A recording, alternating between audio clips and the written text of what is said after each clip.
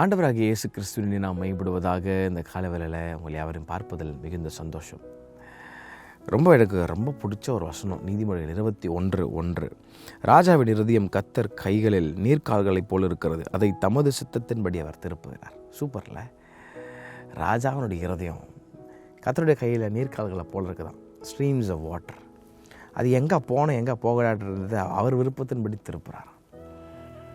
தேவ சித்தத்தை விட்டு நீங்கள் எங்கேயுமே ஓடவே முடியாதுங்க. உங்கள் மேலே கர்த்தர் ஒரு பிளானை வச்சுட்டாருன்னா அந்த பிளானை கர்த்தர் நிச்சயம் உங்கள் வாழ்க்கையில் நிறைவேற்றுவார். நீங்கள் எங்கே ஓடினாலும் அந்த சித்தம் உங்களை தேடி வந்துகிட்டே இருக்கும். ஆகவே என் சுத்தம், என் ஆசை, என் விருப்பம் அப்படின்னு ஒரு நாள் இருக்காதீங்க.